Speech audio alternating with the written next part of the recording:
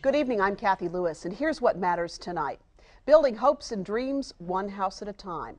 The hundreds of volunteers who support the region's Habitat for Humanity organizations are changing lives and changing futures. Jerry Norman is raising her own great niece and nephew.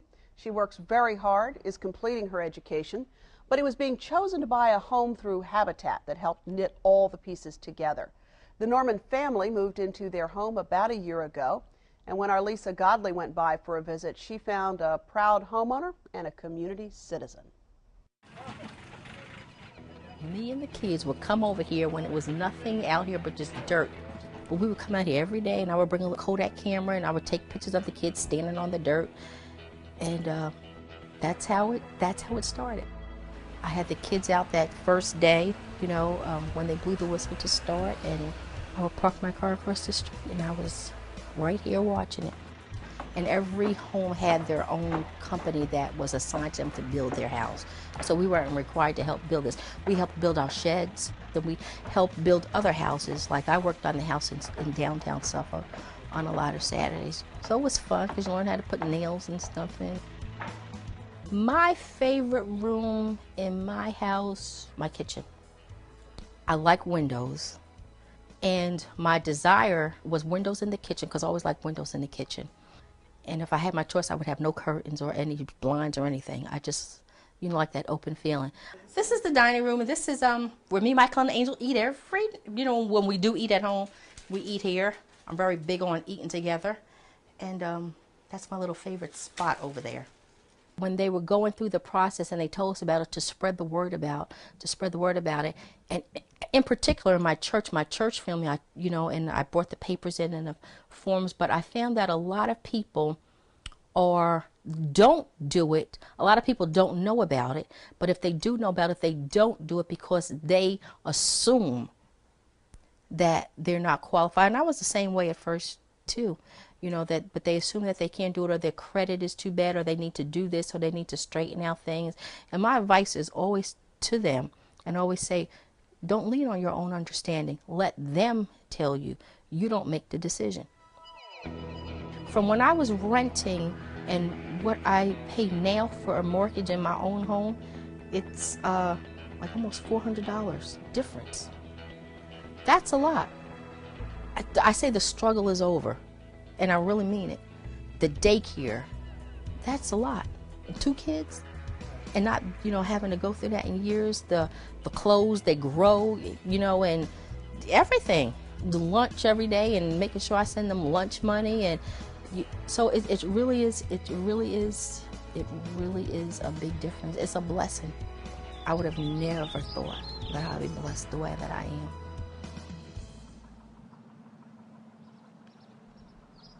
And we're awfully glad to have Jerry Norman joining us tonight. And we're also glad to have with us Helen Sommer, who is the Executive Director of Habitat for Humanity of Southampton Roads. And on the peninsula, Habitat's Executive Director is Janet Green, who joins us as well. Thanks to all of you for joining us. Thank you. Great to have you. Us. Congratulations, homeowner. Thank you. That feels good, doesn't it? It does. Yeah. It really does. What a journey.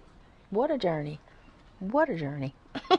I mean, it really is an amazing story, and I think one of the things that you pointed out in the story of your house construction that I think is important to sort of underline is that this is not a gift, is it? I mean, you worked hard on this house. That's right. You had to meet certain requirements. What kind of Yes. requirements did you have to meet?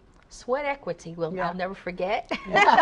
Sweat equity, which is good because when you think about it, to whom much is given, much is required. So the sweat equity and the meeting, and I think we all did, but I particularly loved meeting at Habitat every Tuesday night for almost a year, every Tuesday night from 6 to 8, because what that did, at first it was like every Tuesday from 6 to 8, but it brought us together, because they built us a subdivision, and it really brought us together, so we got to know each other, we got to know everything about each other, our families and everything, and it just really connected us. Yeah. It connected us. That was so interesting because you had a lot of houses go up in a week's time, but the community really started coming together, I guess, then. It sounds like a year before. prior. A year prior. And you've become very active in the community. I think you're, I have. really I really have. taken a leadership position I in that really community. have, yeah. What does that mean to you? It means a lot.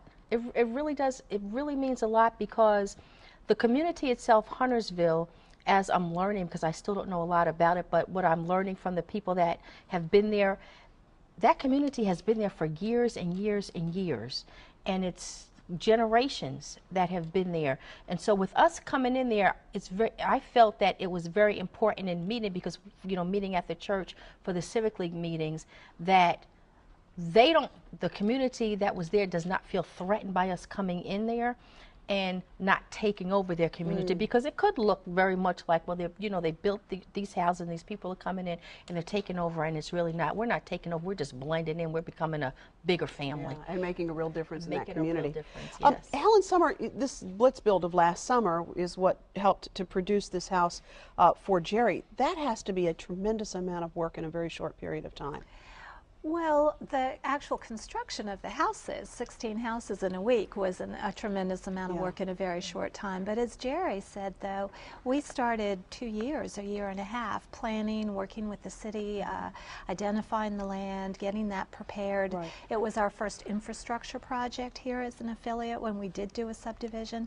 So there were months of work behind. I actually always say, when I talk to our Blitz Build builders, it only takes a week to build a house. But just like any other house, you gotta, if you're doing a blitz, you spend 3 or 4 or 5 or 6 months planning beforehand, and then you can do it in a week. Or with a regular house, we start building now and we're going to be done in 5 or 6 months. Right. So. Well, and I will say that this is not quite as fast as a week, but I think we have some time-lapse video of how fast Jerry Norman, well, it's not really this fast, but it's kind of fun to watch.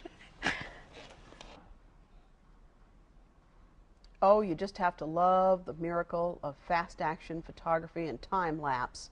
That is amazing, to condense a week's worth of work into this little minute and a half. Wouldn't it be nice if it could all be done that way? That would be a beautiful thing, wouldn't it? But there it goes. Lots of volunteers. These, for the Blitz Build homes, were managed by and built by construction companies in the area, right? That's correct. And then volunteers, of course, helped with other elements of it. But that was a great gift of those construction companies, taking their crews off for a whole week to dedicate themselves to that process. And it's really, it's an astounding thing. And there it is. In a minute and a half, we built a house. How about that? I am so happy to have Janet Green with us as well tonight. She is the executive director of the Habitat for Humanity on the peninsula. This region, of course, served by 2 Habitat organizations. Janet, good to see you again. Thank you for having us. You bet. I think that's an interesting question, too, about this business of the region being served by 2 organizations, because it seems to me this is one place where it works because it's all local, isn't it? I mean, people feel really committed to it at a local level. Exactly. We're building in people's backyards. Habitat is worldwide, though. We're in 90 countries. There are 1,700 affiliates in the United States, all doing exactly the same thing, selling houses to deserving families. Right, and that's a key word, isn't it? Because I think a lot of people are very confused on that point. To that issue, though, this is the other point to make, is that you have to have a certain level of income, and you have to be able to pay your bills, because we know it's not just about getting the house, it's about maintaining the house and all that goes along with it. Exactly. As Jerry talked about, she's got to maintain a great job, excellent credit, do the 400 hours of sweat equity, and then she's paying the monthly mortgage back for 30 years at no interest. A lot of people, I think Habitat gives houses away, and we don't. We sell those to these deserving families, and that's what's going on all across the world. It's a really exciting it's a really exciting proposition for communities where these kinds of homes are being built. We talked about the Blitz Build being sort of a community that just sort of grew up in the course of a week, but what is more often the case is that Habitat homes are built within communities, right? Correct. They're called more infill, and we're doing quite a bit of those houses in Newport News and James City County, where the land sometimes is donated, sometimes we have to buy it, and then we really change the neighborhood, block by block, neighborhood by neighborhood, and for the whole community. And I guess that's what you were talking about, Yes. Jerry, the idea that really it has an influence on the community around It does. It really does.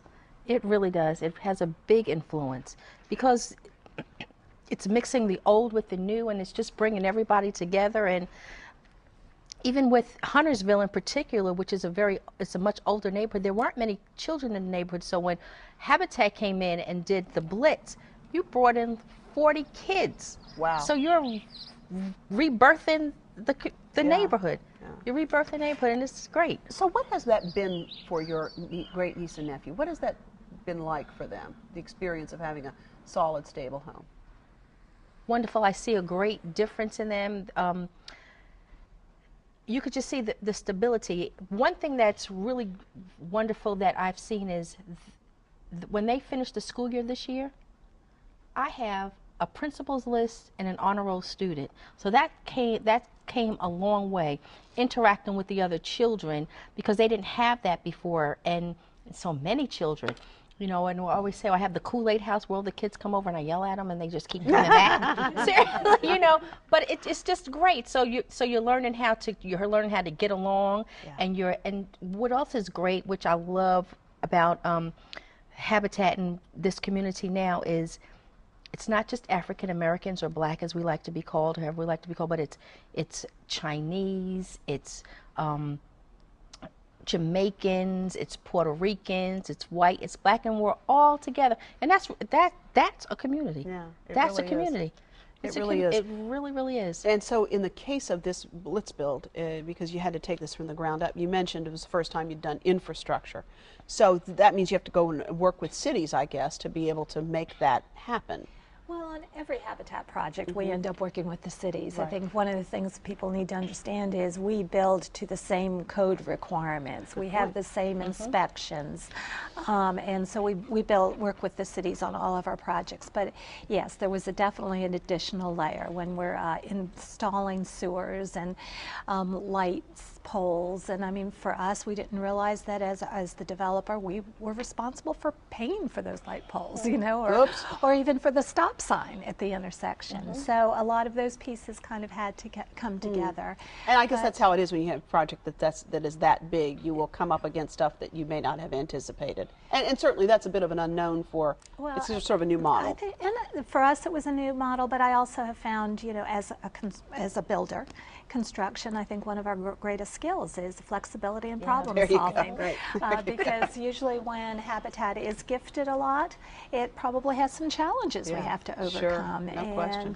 So but we've established great relationships with the folks in the city of Suffolk when we did our previous Blitz Build in Portsmouth, and all of the cities that we work with. I wonder, Janet, as you think about the work that you're doing, what has been the impact of this economy? I know there was a time when land was just not that available, it was very expensive. Now that these property values are coming down slightly and more folks, unfortunately, in a position perhaps where they can't maintain their homes, what's been the impact?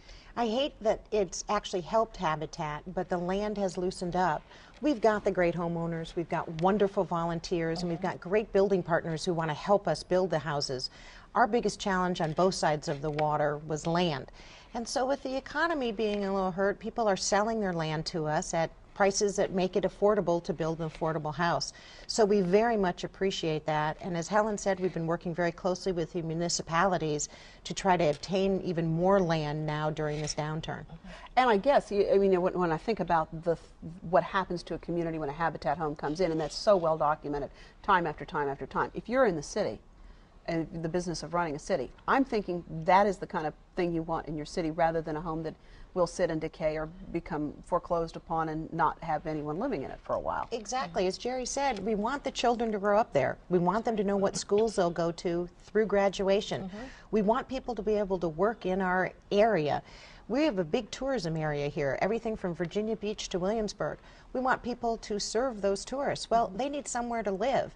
Transportation is always a big issue around here. If they can't find a place to live near where they work, they've got to drive farther and farther. So when you have gas prices that have gone up, all of a sudden that is impacting our region. We want people to be able to live where they work. Indeed. What about the issue of foreclosures? Are you able to pick up property, if you will, in the foreclosure market? We haven't done that much yet on the peninsula, but we're looking at that with neighborhood stabilization funds, some of the stimulus money, to talk about rehabbing some of the houses that are foreclosed and then sell them again for the no interest mortgage. So we're pretty excited about that. Yeah, it's a different environment, isn't it, than it was, say, 2 years ago with regard to land and all the rest of it? Well, it certainly is. We get more calls now from builders or people that have land that they're interested to sell. The other side of that, though, is in the economic environment, donations are down, and so we don't have the liquid assets to be able to help those owners out of their predicament, and so it's a positive cycle, but then it's posing its challenges. And I know well. that you keep in touch with the homeowners over the course of this this time frame, as you would if you're the holder of the mortgage. But I wonder, how has this economy affected then people who were working people anyway, but perhaps not working at wages that would have been able to accommodate the purchase of a home at normal interest rates? Well, it certainly poses challenges for folks. I think all of us, as you said, we are the holder of the mortgage. So when we're selecting a homeowner, we're investing for the next 30 years in those homeowners. The selection process is very stringent. As Jerry talked about, the coming to Habitat every Tuesday night, that is a home ownership training class. So we can train people in financial management and helping to understand and saving money for that rainy day. And for most of our homeowners, they really take those things to heart. But just like any other home buyer, there's folks that lose their jobs, there's health problems, there's other kinds of challenges. There's folks that get into housing, purchasing a house without that level of information, who maybe shouldn't have done that in the first place. I mean, that's the other interesting piece of this. At least we're building informed home buyers. There you go. There you go. Which is, I think, something special about Habitat and maybe the general market.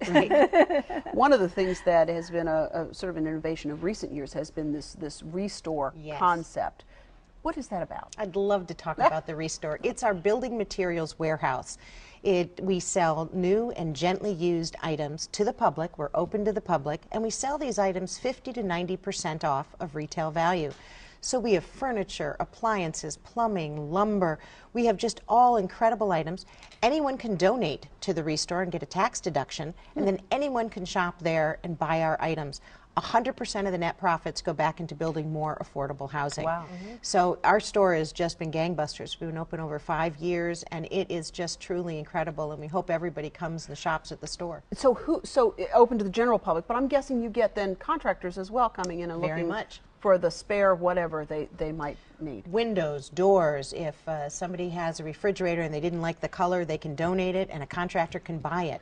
Again, most of the items are new or gently used items, and anybody can shop in the store and buy these items knowing that they're really helping Habitat. We're also keeping all of these items out of the landfill. Well, great That's point. when Habitat started the restores about 5–10 years ago, is that instead of somebody throwing out that old stove that still works, now they donate it to Habitat. Oh, that's a great thing. And there's a Habitat restore on the south side as well? Absolutely. We have two, one in Norfolk and one in Virginia Beach, and it's great. We actually have a lot of people that own properties or apartments or homes and are renting them. And so they'll come in between tenants and buy the materials they need to upgrade their properties. We actually had a real estate agent that's bought some condominiums, and she wants to upgrade the kitchen.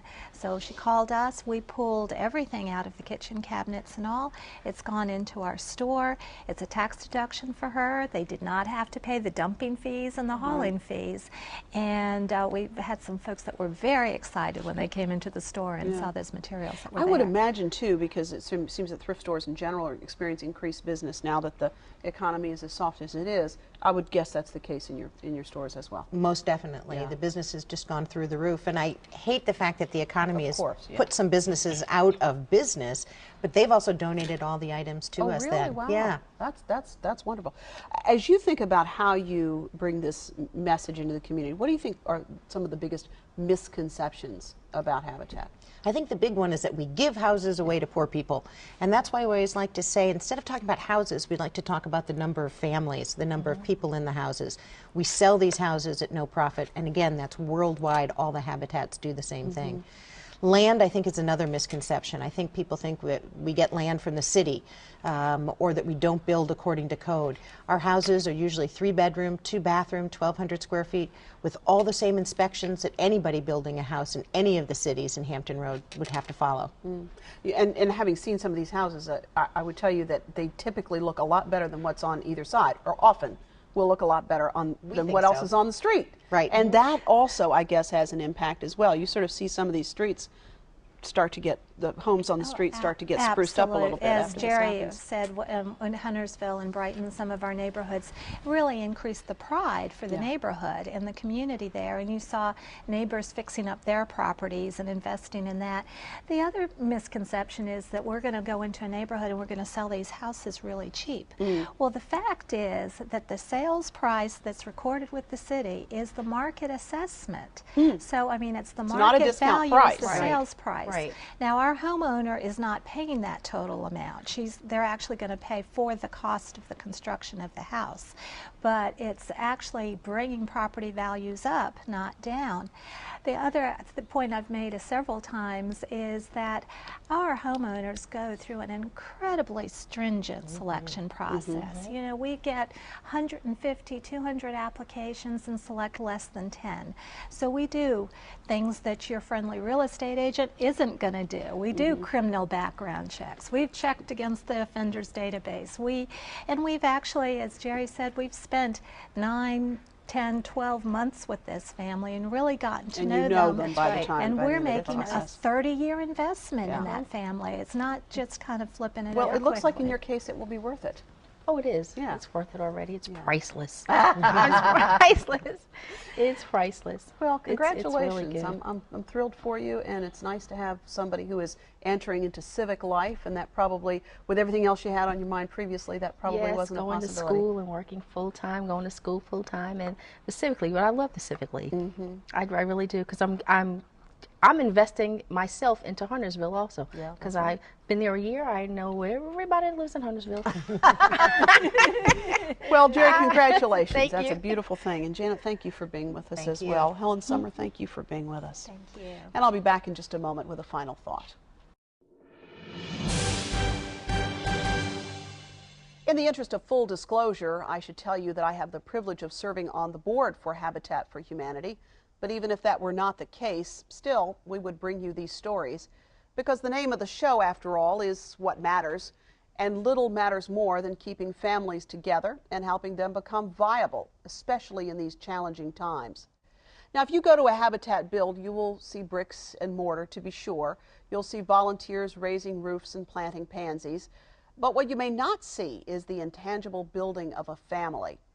You see, we know this about ending poverty. If you can take care of housing, you'll have time, energy, and resources to deal with the rest of what it takes to be a functioning family: an education, a job, a sense of community commitment. Habitat families, as we said earlier in the broadcast, are not given a house. They're given an opportunity to learn about the obligations of home ownership, to help build their own homes and those of others, and then they get to drive a stake in the ground of the American dream with a no-interest mortgage to help make it all possible. What you see in Jerry Norman and so many other Habitat families is what happens when low-income working people can catch a break. Like Jerry, in most cases, they will take it and run with it.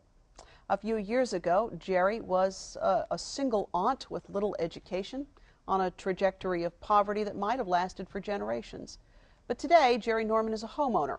She has an interest in what happens in her community, so she is a citizen and a taxpayer. And best of all, now that her education is nearly complete, she'll be earning more so she can relax a little bit and enjoy being a terrific aunt to 2 great kids. And if changing lives one house at a time appeals to you, there are 2 Habitat agencies serving this region, and I'm willing to bet there's something you can do to make a difference. And by the way, if the economy has left you with a house or some land you need to unload, boy, do I have a deal for you. On the peninsula, you can call Habitat at 596-5553 or go to the website at helphabitatforhumanity.org. If you live on the south side, the number is 640-0590 or go to the website at shrhabitat.org. We always love to hear from you. You can send us an email at whatmatters@whro.org. If you have any of that land or any of those houses, we'll be glad to forward your email to the folks at Habitat. You can also join us as a fan on our Facebook page. And if you have a comment or a question about our broadcast, you can find us online at whatmatters.tv. You can send your letters to What Matters, 5200 Hampton Boulevard in Norfolk, 23508, or call us at 889-9425. Coming up in the weeks ahead on What Matters, the demand is literally growing for community-supported agriculture here in Hampton Roads. Next week, we'll explore the concept and the farmers market industry that might be going on right in your own backyard or that of your neighbor. Also coming up, we'll take you on the road to a local restaurant that has a history as rich as the calorie count on the menu. We sit down at the counter with the venerable Albert Dumar, who is now well into his 80s. Many days you will see him outside making those handmade waffle cones that have been served to generations of Hampton Roads residents. On the radio dial, don't forget to tune in to 89.5 WHRV FM for Hearsay. That conversation takes place live each weekday from noon to 1, and we certainly hope that you'll join us with your calls and thoughts and contributions. Thanks for watching. I'm Cathy Lewis. We'll see you next time for another look at What Matters.